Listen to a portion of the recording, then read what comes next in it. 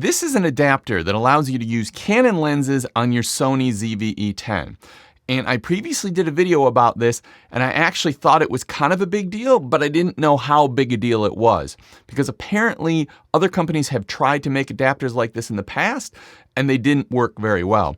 So when I found this and I said it made all the Canon lenses work just like a native mount Sony lens, there were a few people that were questioning whether that was true. And unbeknownst to me, there is a history of adapters that don't work very well at adapting Canon lenses onto Sony cameras. So this was a much bigger deal than what I thought. So in this video, I'm actually going to show you how it works, sort of give you some real world performance so you can see how it works. Importantly, this is a new third-party adapter. It is not the Sigma adapter, which a lot of people had and had problems with, particularly in video. So I've been using this with a number of Canon lenses, and the autofocus is just like that Canon lens is on a native Canon camera or a general Sony lens is on the Sony camera. Now, one important thing I do have to say is, just like Sony lenses and Canon lenses, some lenses themselves work better in autofocus than others. Now, for example, there is this little Sony lens that came out some time ago. It's a little 60mm f2.8. This does not have the fastest autofocus. It works, but it's not great in video either. So it doesn't have the latest sort of autofocus technology in the lens. So if you buy this adapter, the thing that is going to most determine how well the autofocus works is actually how modern the lens is and how good the autofocus system is, or how well the autofocus system in that lens works with Canon cameras. So if it works well with Canon cameras, I'm finding it'll work well with this adapter and Sony cameras. And I'll just show you how this works. All it does is it just takes your Sony E-mount and expands it to carry or attach the Canon EF mount. Now, importantly, this is an adapter that does EF and EFS Canon lenses, not the new RF mirrorless camera lenses. Now, this is kind of a good thing because there are tons of EF and EF lenses in existence, and there's more EF and EF autofocus lenses in existence than any other autofocus lens on the market. So this is kind of an amazing thing to be able to adapt all these lenses to the Sony ZV-E10. All right, now I'm going to replace my main camera angle here with the Sony ZV-E10, and this is a Sigma 18-35 f1.8, widely considered the best lens ever made and sort of an engineering masterpiece.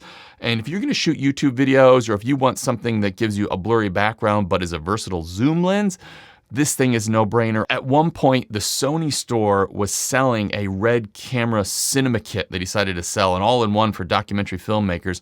That was I think it was like a $15,000 or $16,000 kit all up. And they needed to include a lens that could resolve all that detail and could sort of work well with this sort of really expensive camera, but they didn't want it to be too expensive, so they included this lens. This is a lens you can buy for under $700, and it's actually been used to shoot Netflix documentaries and Hollywood movies, and you can now use it on your Sony ZV-E10. So here we go. Here is the footage out of that and the autofocus performance. Now, I thought I should give you an autofocus reference point so you can compare the kit lens to the adapted lens. And I'm just going to put my hands up in front of the camera, in front of the lens, get it to focus on my hands, and then come back to my face. And we'll see how smooth and how certain that focusing is.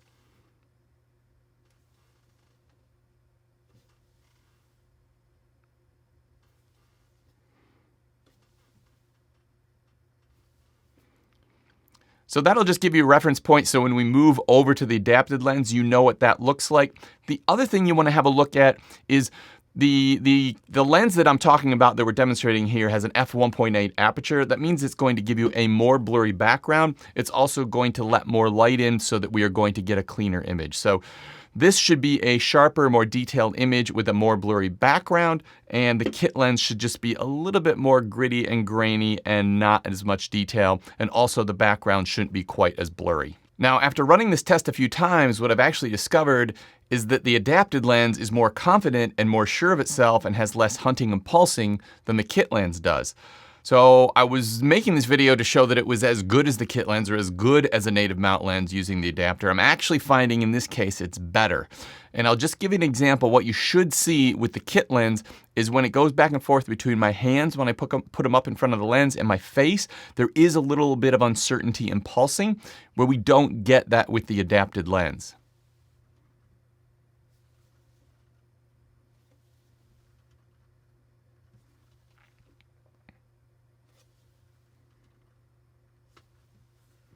And when I'm looking at the LCD screen, I can also see that the box for my eye and the box for my face is super, super sticky.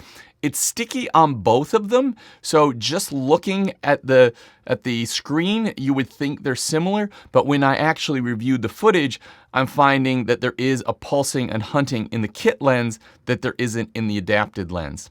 I will also say that this performance carries over to photography, where the adapted lens is every bit as fast and even more certain. Now, as I said before, the Sigma 18-35 is one of the best lenses ever made. I will link some good pricing I found on that in the description down below, as well as the adapter. There's some other lenses that I recommend you have a look at. There is the Canon Nifty 50. You can get this used. I will put a link to the used listings of this one.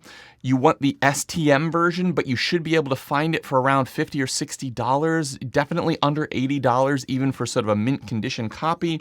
There's also a 40mm Shorty 40, 40mm f2.8, which is a very nice lens. Any other lenses that I think of that are either a much better budget option to what Sony has, or maybe a lens that's only available on Canon and there really is no equivalent on Sony, like this Sigma 18-35, I will link those down there as well. If you got any questions, don't hesitate to ask, because like I said, this thing is absolutely bulletproof, and the adapter's cheap as well for what you get. This is a very, very cheap adapter.